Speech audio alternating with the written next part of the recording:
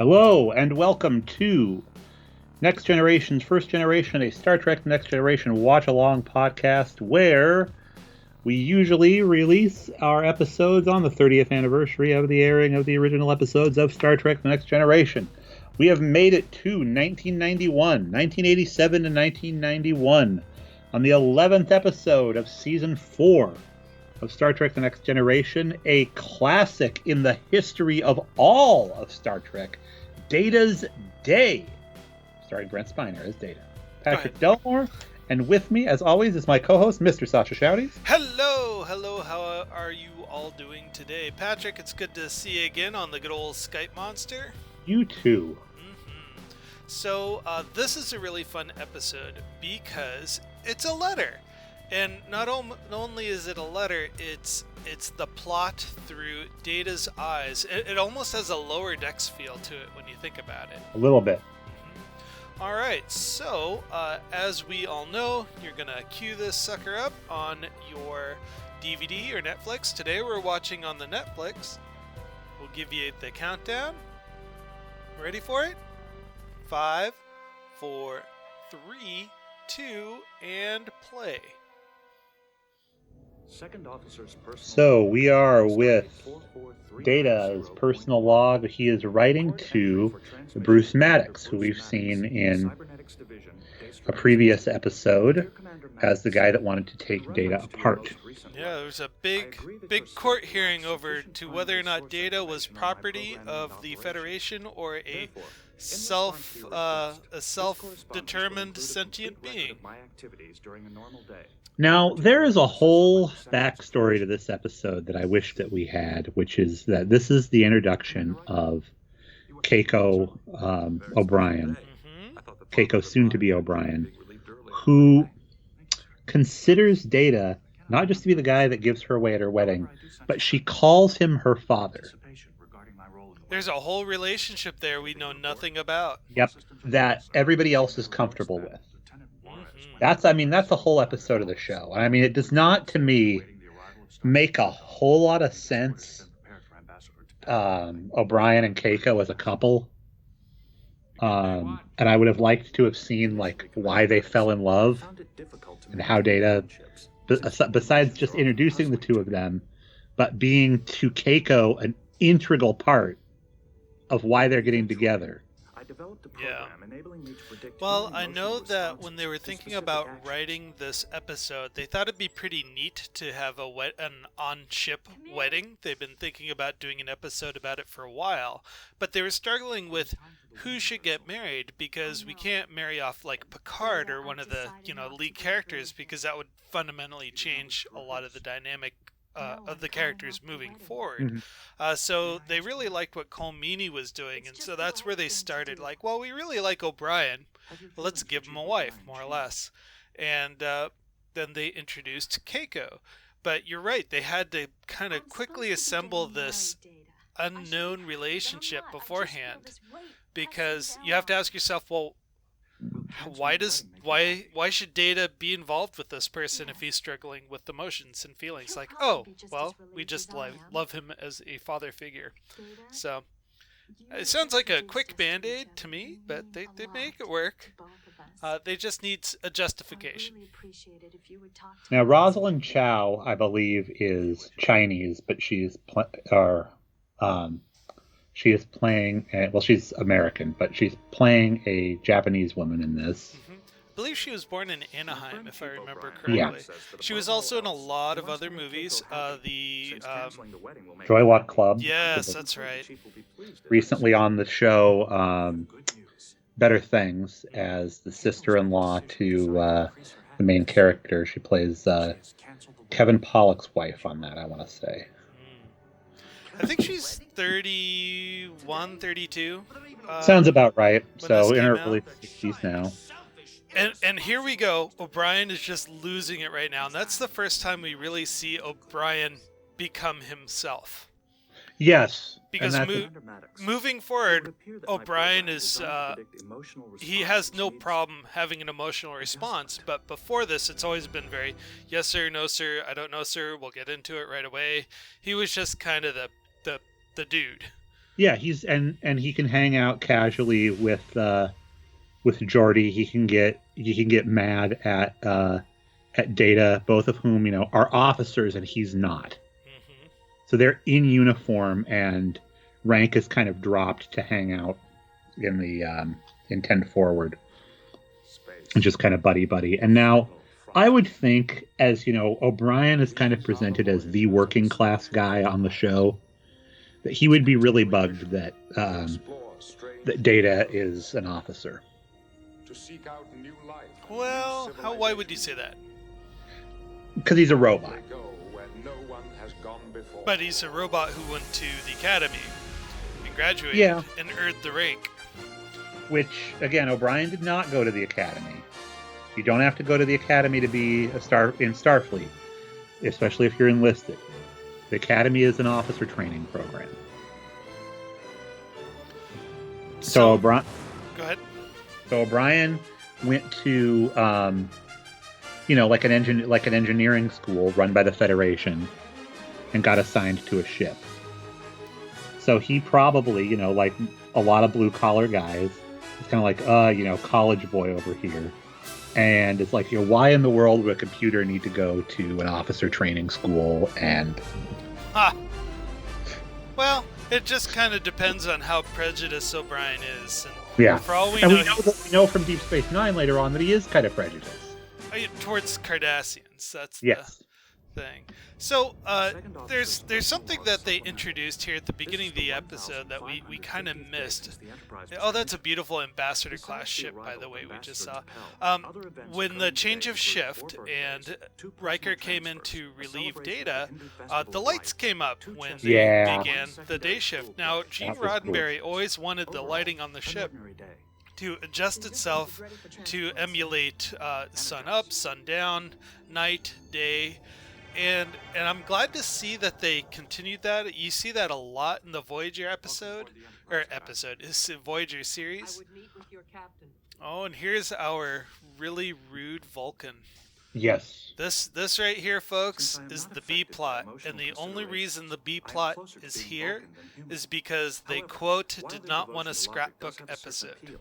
They needed some sort of sense or disaster, some sense of conflict or disaster in order to make this letter interesting, rather than talking about how many Pop-Tarts he ate that day.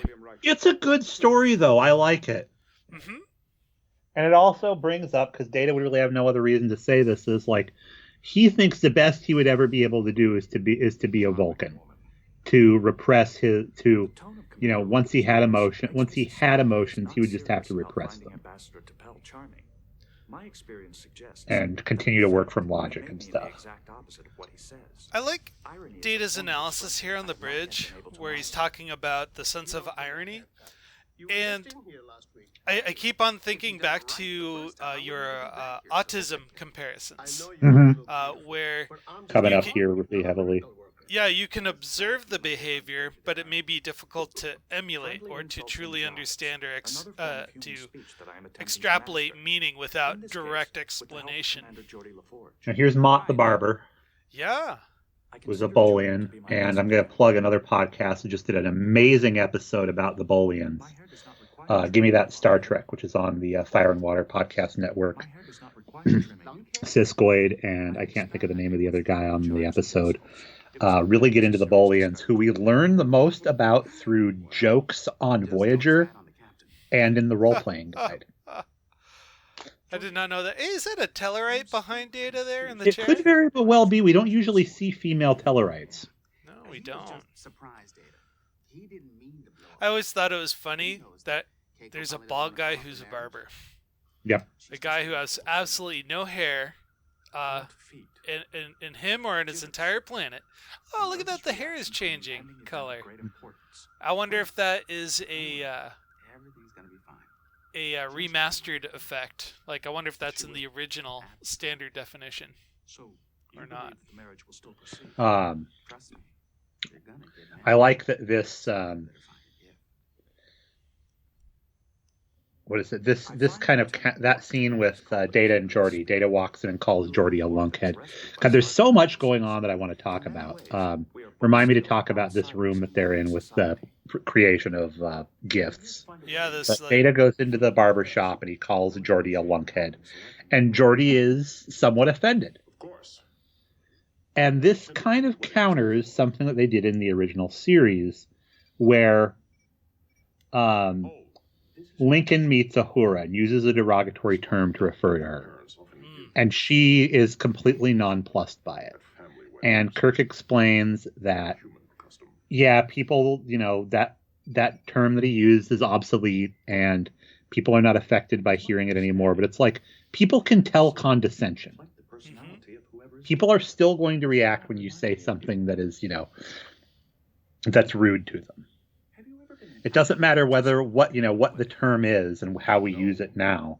You're still gonna, derision is still going to be something that people feel.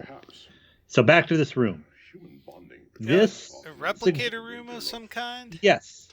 Which the idea, I assume, would be like getting a program for your 3D printer. It's like you can't, somebody that doesn't have a programming degree can't do. I'm going to 3D print myself a pair of glasses. No, you need to get that from somebody who truly understands how 3D printing works and buy that instruction. That will...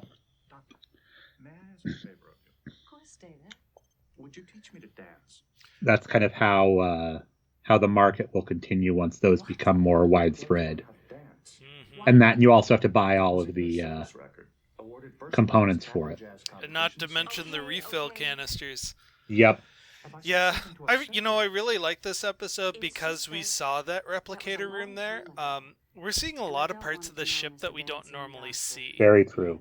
Which is great. They had to build a lot of new sets really fast for this episode. I like the little exchange there between Data and Worf talking about how strange human customs are, and Worf never goes to weddings. And Data kind of makes a joke to Worf where Worf stops at an image of a swan vase, and Data says, basically, that doesn't look like it's characteristic of you. And Worf just kind of gives Data the side eye. So, nice little, very quiet, subtle, we don't know Worf as much as we think we do. Yeah, he's right though.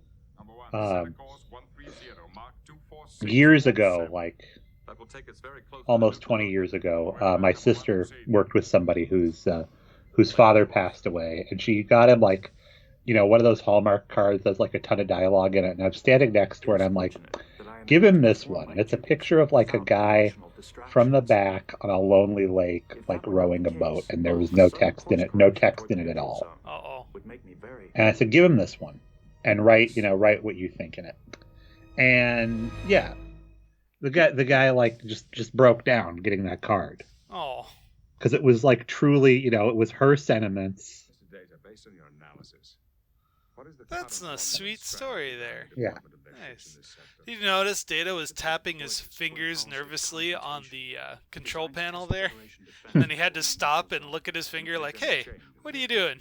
Involuntary reaction, which he would be proud of. Yeah, right? He'd be really happy to know that he'd done something involuntarily. Hey, looks like my involuntary action subroutine is doing its job. Just kind of like how he has a subroutine for eye blinking. Or he says that his hair can grow and that he can sweat, but we don't really see that. So the speed plot, we've got this Vulcan. By the way, Vulcan attire is so boring. It looks like a 1950s decorator's nightmare. They're just basing it off what you saw him wear in the original series. Right. But fashion changes. Well, I don't know. For Vulcans, maybe not. I noticed there's a bug in this scene.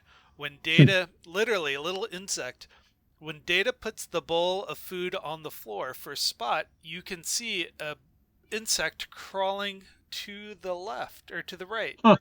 There it is. Did you see it? I didn't see it. It was really brief. So for For those listening at home, you have to stop and rewind, but you will see a little bug kind of scurrying across the glass of the bowl, getting out of the way. Spot would rather pay attention to than whatever data put in that bowl. Right. Now, this is not the first time we've met Spot, if I remember correctly. So, O'Brien's about to come in, and he's formal again, which I don't understand. He says a lot of yes sir, no sirs. Because Data's the second officer on the ship, and they're both in uniform right now. They're on duty. Oh, okay. When one of my friends is distraught, but I have learned that the thoughtful thing to do is all of Data's friends treat him like Data, not as a superior. Yep. Except for O'Brien. I had a friend who was in the Air Force, and he had made friends with a superior officer, and sometimes when they were in uniform, he would address that guy by his first name. Now, say that somebody of the same rank as the guy he was talking to, or somebody that ranked the guy he was talking to, came in the room. That's not on my friend. That's on the superior for allowing him to do that. Oh, okay. So Picard comes in and he's like, Mr. O'Brien, pretty casual with you, Data. You're not really maintaining ship's discipline. So even though their discipline on the Enterprise is pretty lax. It is pretty lax. They are a pretty casual ship compared to some of the other series. It's a loosey-goosey ship. So O'Brien here is trying to convince Data to convince Keiko to go through the wedding, and that her idea is half-cocked. Which again, I want to know why that's what he wants to do. I mean, this is who his partner is going to be. Mm-hmm. That he doesn't know her well enough to have that conversation. That it's got to be done through an intermediary. Right. Again, they could have set that up that she's very traditional and does not want to has there's a period before the wedding where it's like, let's agree that you and I don't talk or see each other for this many days, no matter what. And if you want to pass a message to me, you go to Commander Data about it. All of it seems odd. Now, one thing that there's a continuity problem here in the episode. Data asked O'Brien, well, wouldn't it make sense if you went through Counselor Troy? And O'Brien says, I have, and it didn't work. Then further on in the episode, Troy's advice to Data is, let them work it out themselves. You don't need to be the intermediary. Right. So I wonder if she sabotaged it, or they just weren't paying attention to the dialogue. I also have to say some great audio engineering in this scene where Keiko's device has an echo effect on the button beeping, I guess you could say. Mm-hmm. And I think it's just observation because the actors' voices are kind of echoing on this set too. Yep. So I think what Troy probably said to O'Brien was that O'Brien already had this plan to get Data to talk to Keiko for him. And she said to O'Brien, I'd advise you not to do that. And O'Brien's already got his mind made up. So that's why he said, I tried to talk to her and she wasn't helpful. Because she said, don't talk to you. This has got to be one of the longest television relationships, Keiko yes. and O'Brien. I can't Man, think of... come on, guys. Yeah, right on her boobs? Yeah. Yeah. There have been a lot of complaints about her looks through the years by the executives that really frustrated Marina. And especially with how dedicated she continues to be to Star Trek, working on fan projects and things.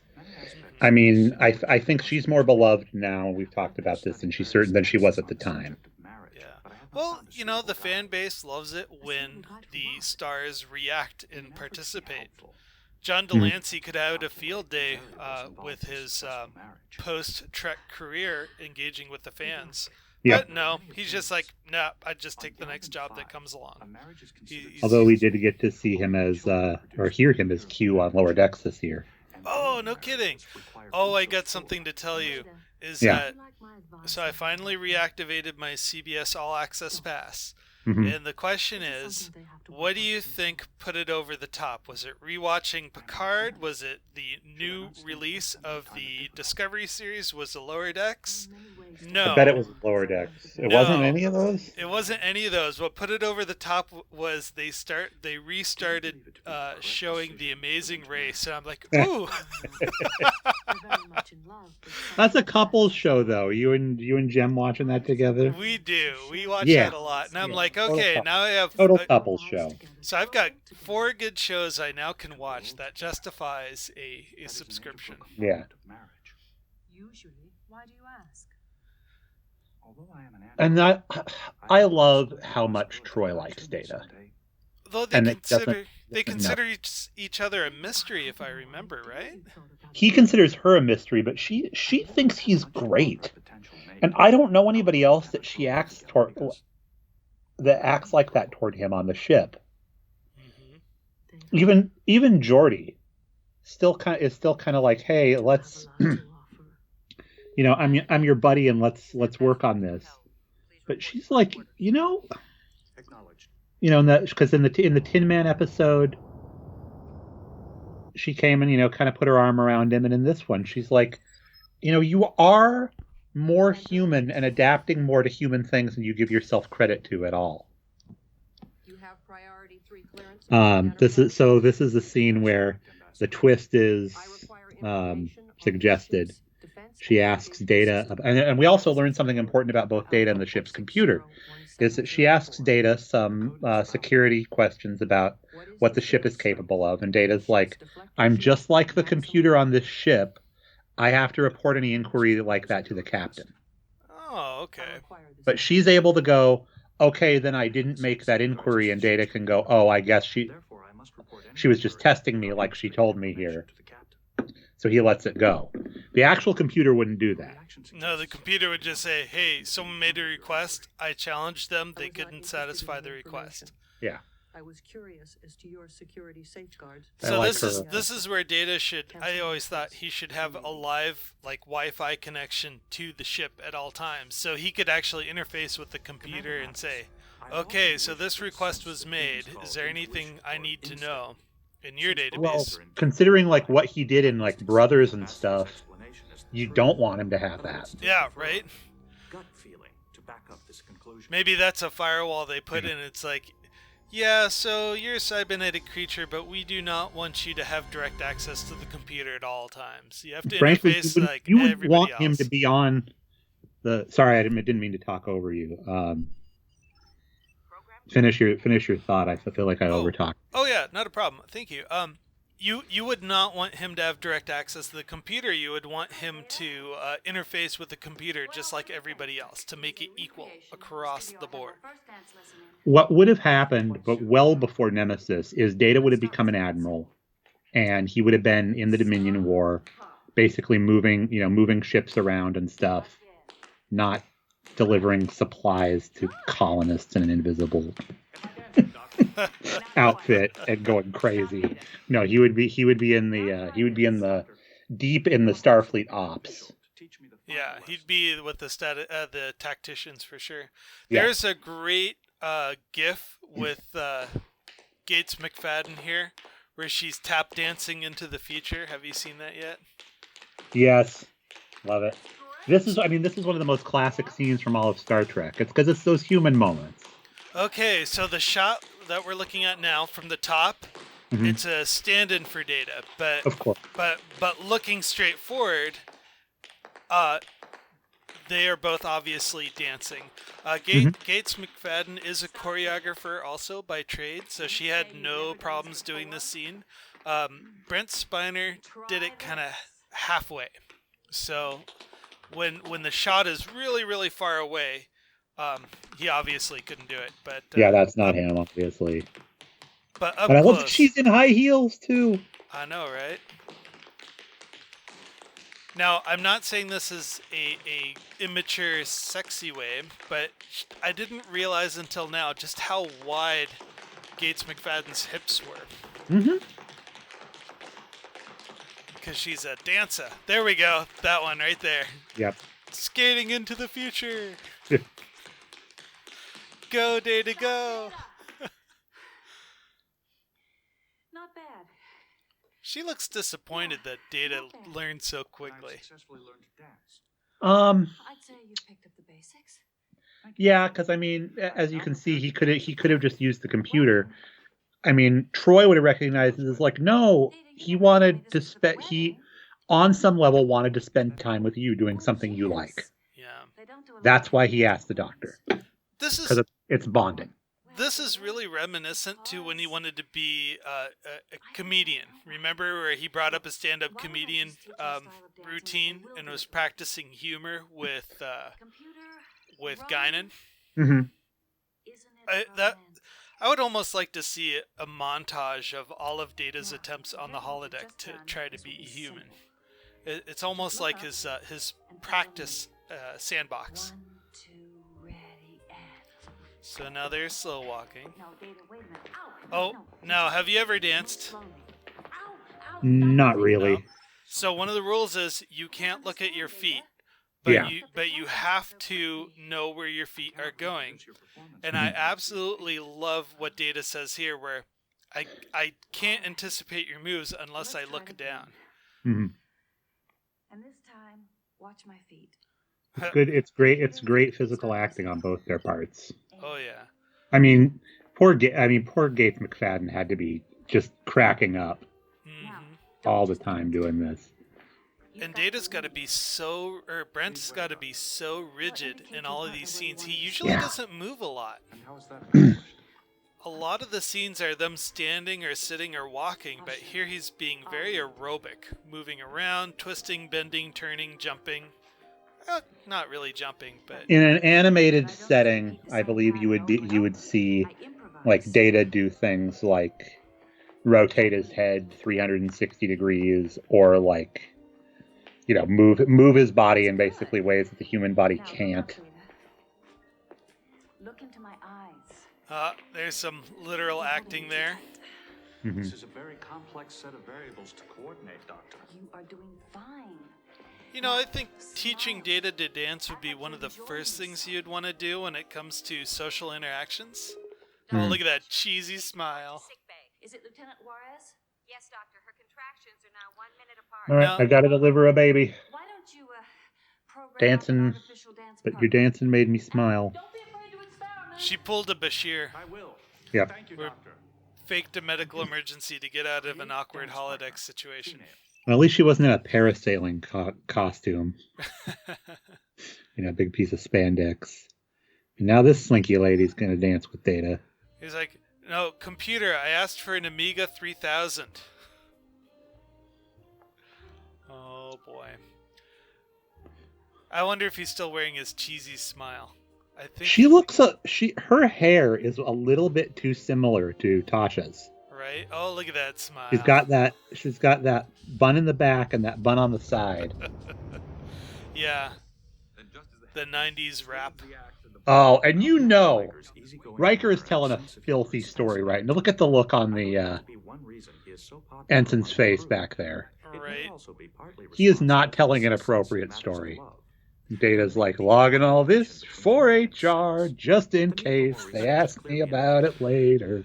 Is that also the first time we see the ass on the torpedo buttons? Yep. Riker's like, joke's on Data, I am HR. Guard to the bridge. Oh, Me and Troy. oh, we're all back to the B plot We've now. reached the designated coordinates.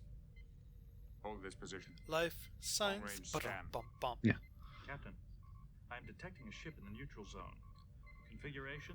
Okay, going into the neutral zone. Everybody's worried about the route. Where was Worf? He was there. Was he?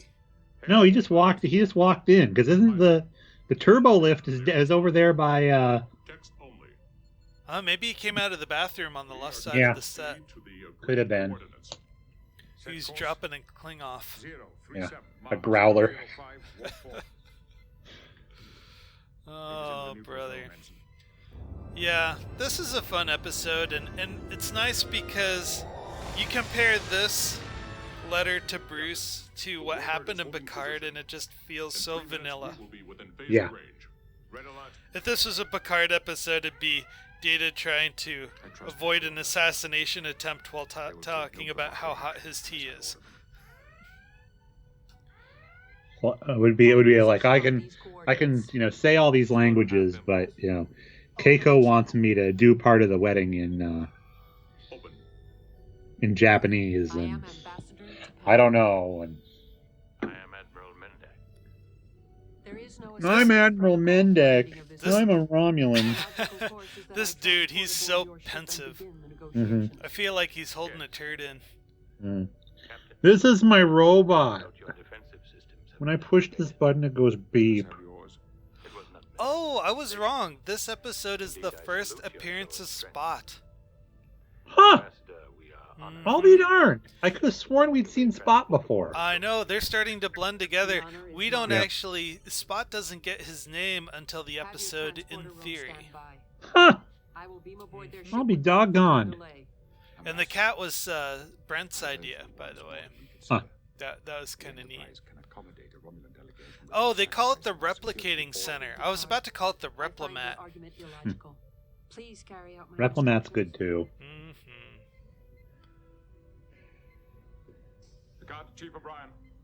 So they are going to beam the ambassador over to the Romulans. Now, what's weird is that they can beam right from the bridge, and they take her down to a transporter room. It's like there's a lot of unnecessary walking, and really it only serves because what's going to happen here is they do this fake out to make it look like she died. She didn't die. She was a Romulan all along. It's a now if we wanted to use some cognitive distortions here, we could say it was Keika's fault that the ambassador died on the pad because O'Brien was too distraught to do his job correctly and could not save her. Yep, but we know I love the comic Chief O'Brien at Work. Yes. Is that you don't need, at this point in time, you don't need a transporter technician at all to do any of this. All you need to do is tell the computer to beam somebody somewhere.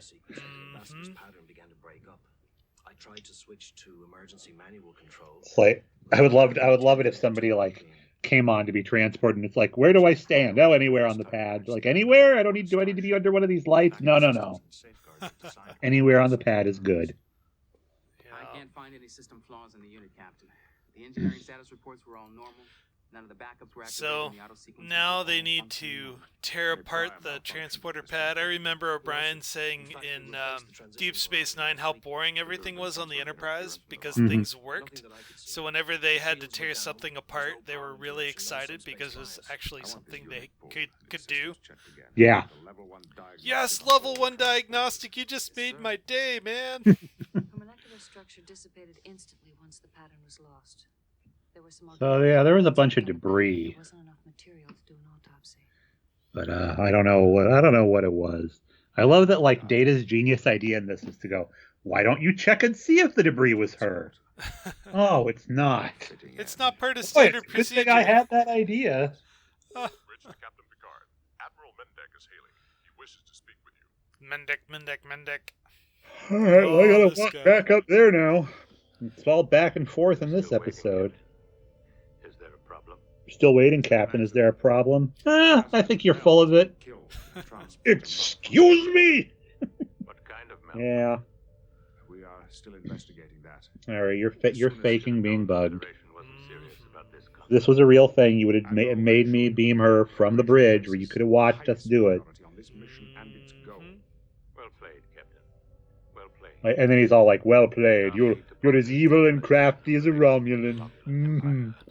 I think this guy says "well played" like 6 times, or "I salute you," because there's 2 conversations. There's this one, and then the second conversation at the end of the episode. And I swear the guy's just rereading the same cue card. Generous offer, since you know that we were willing to negotiate only with Tabel. For those about to rock, we salute you. I suggest we both leave the neutral zone before this. Well, so there's not much Picard can really do. He just leaves. Like, well, basically hang his head in shame. He's the captain. He bears the responsibility. With his tail tucked between his nacelles.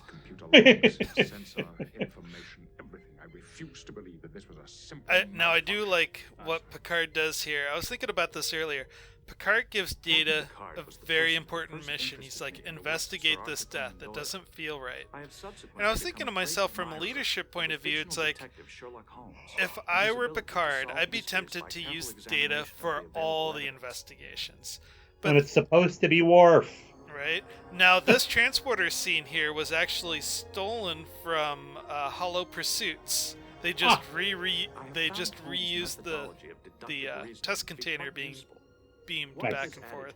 Is that once you have eliminated the impossible, whatever remains. So anyway, if I was tempted to use Data all the time to do these special jobs, that would provide no leadership or growth experience for anybody else. Right. It's like the whole ship would be like, oh, I never get picked for any assignments because Data always gets the choice ones. Yeah, I was talking on one of the previous podcasts about the book Contagion by John Vornholt, which is a really good mystery where Troy and Worf have to solve a murder on the Enterprise. And Data doesn't actually do a lot in that story. No, he doesn't. Yeah. I love Crusher's little box. Which, if you've ever read Red Shirts by John Scalzi, you know all about the box. No, what's the box? So the box is where the captain of the ship presents you with a problem. You take the problem and you put it in a box.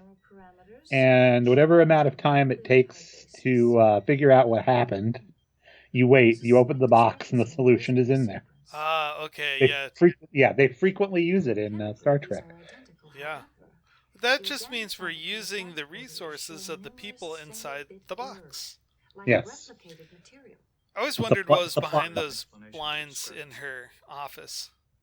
I'd say the DNA was either mutated by Now, in the very, very early episode, I think those blinds were open once and it was a Starscape window, but I could be wrong.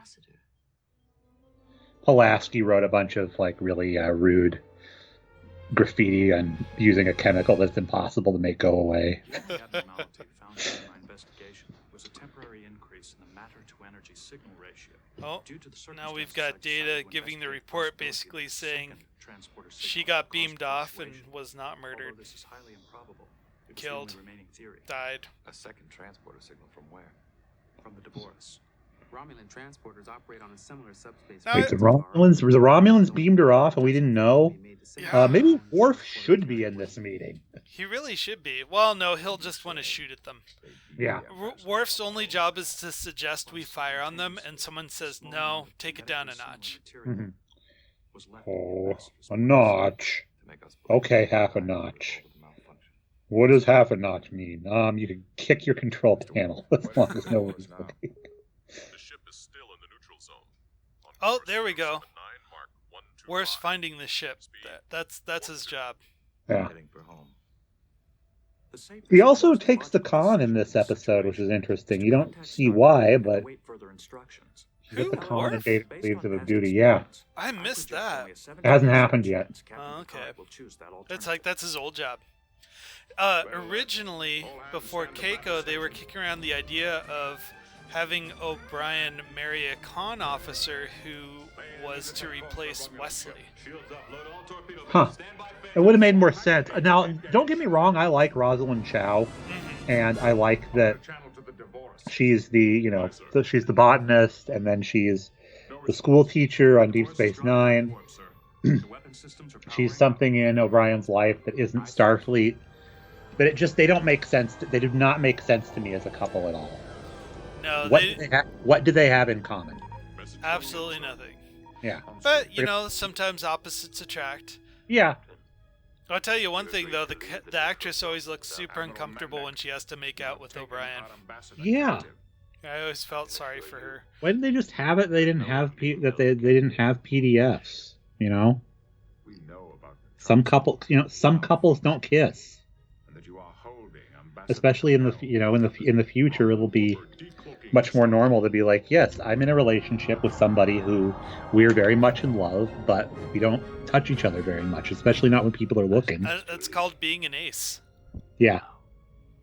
Well, for those who don't know, that's short for asexual. Mm-hmm. So the emotional relationship is what takes precedent. I will take whatever action is necessary to obtain And you just the return of you your are master. not compelled by your biological urges. In the game Mhm. of poker, there is a moment when a player must So, decide how if an often opponent does is being Picard deceptive actually or play actually holds poker? a I think winning we only hand. see him play This once decision is in this based not only entire on series. Yeah, and all but good also on things. appraisal of the man. And here Is he we bluffing? are. Data's Or does making he a have the poker cards? comparison to Picard, saying he's basically got to call the Romulans' bluff. I don't know. Look who it is! It's that lady. How did we not know? A spy. Oh. Captain. She has performed So- service to the Empire with That right there would be an act of war, I would imagine. Thank you. Exposing a No. spy? No? No. Maybe? You see now that we are not holding one of your citizens. We don't know to what extent she was involved with the Vulcans. I mean, obviously, they're letting them go. They have to report to Starfleet because it was on orders from Starfleet that they move her. Now, Starfleet might have already been in on it. No, they might have. Yeah. That's why they had him do it. But apparently, it wasn't such of a much because it doesn't get brought up again.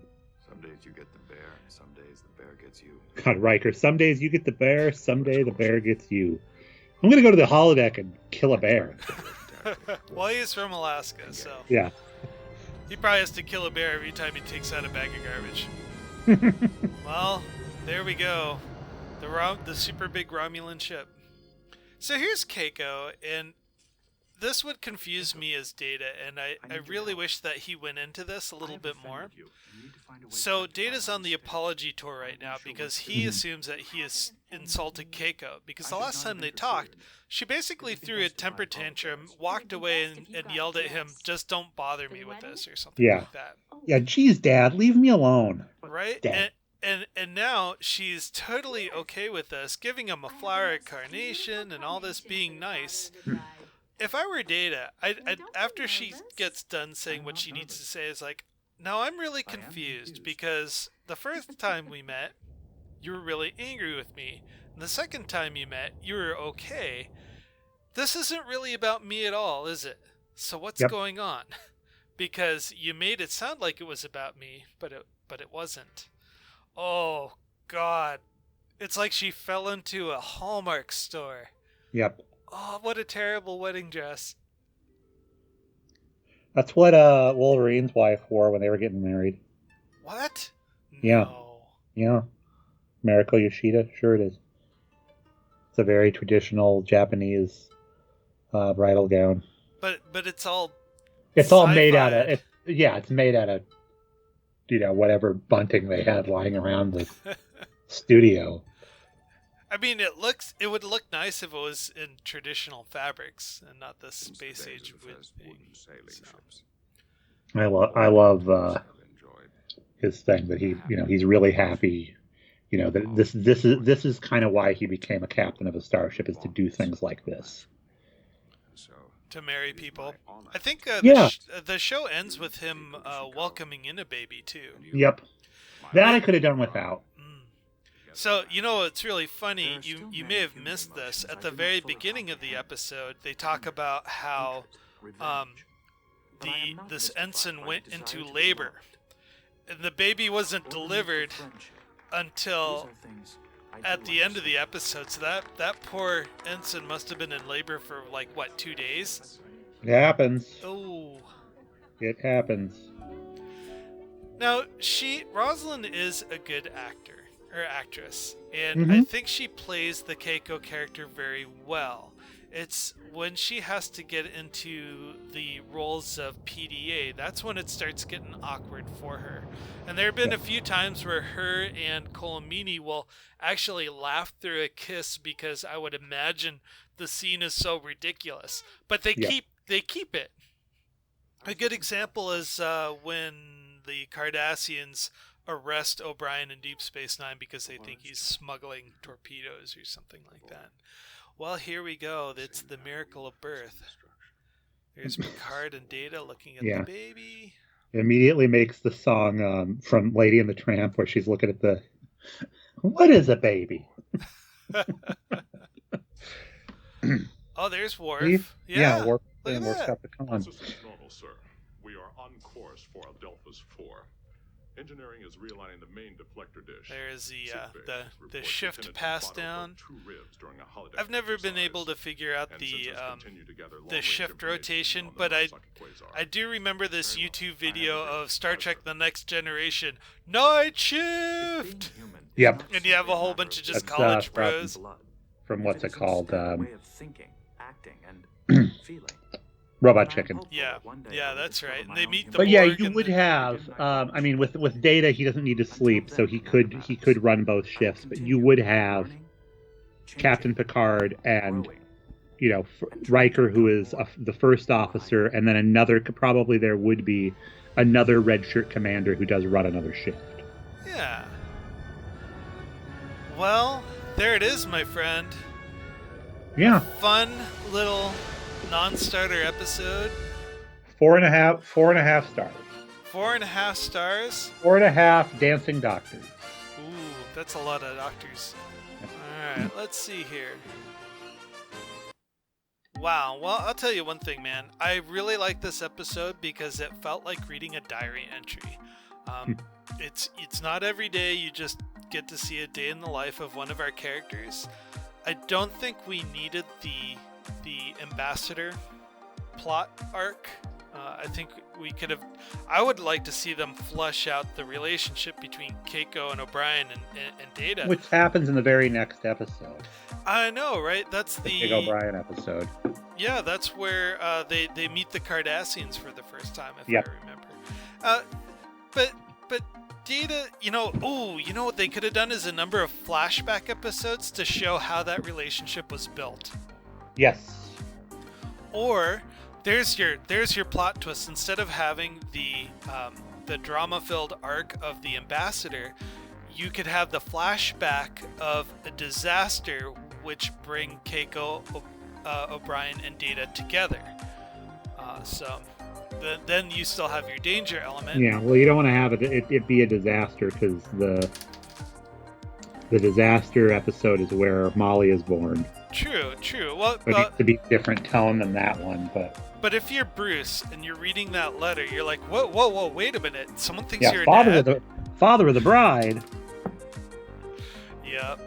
Oh, well. So, how many whatevers did you say Dancing Doctors, 4.5. 4.5 Dancing Doctors. I would have to agree with you on that one. I really enjoyed it. It's a lot of fun. 4.5 is well deserving because I'll probably always go back and look at this episode as kind of like my top. Fun to watch again and again. I've always liked character developing episodes, and this is definitely it. I would put this right next to the episode where Data gets a girlfriend. So I can't remember the name of it, but I'm looking forward to seeing that again because it's been a long time since I watched that one. Yeah. Okay, folks. Well, that just about wraps it up. Thank you so much for joining us. Our next episode coming up is called The Cardassians. Is that correct? No, it is called something. The Wounded. Yeah. The Wounded. It is a Cardassian episode, though.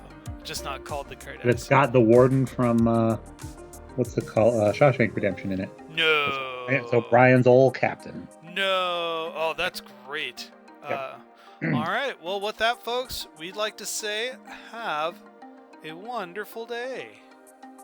So you know what I just discovered that I held on to that I'm really happy about because I almost got rid of it? What's that? The guy who created Lower Decks did a whole book that's a guide to a never aired 8th season of Star Trek: The Next Generation. No. Yep, and I've got it. Oh wow, cool. What did they end up doing in the 8th season? It's a bunch of silly stuff, but I'm gonna pull it out and flip through it in a minute. Oh, like Matt.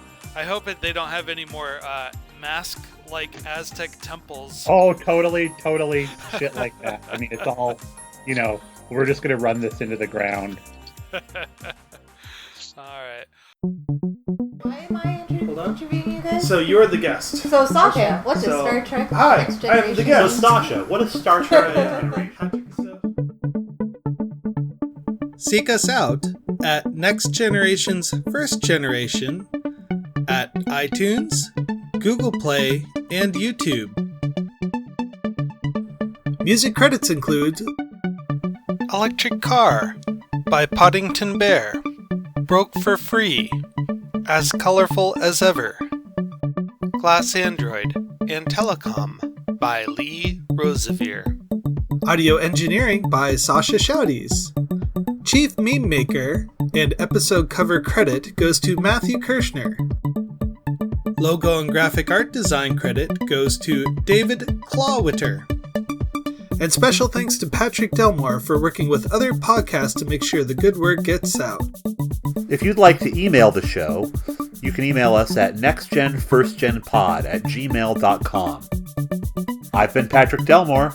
And this is Sasha Shouties. Thank you very much for listening and have a wonderful day. Good night.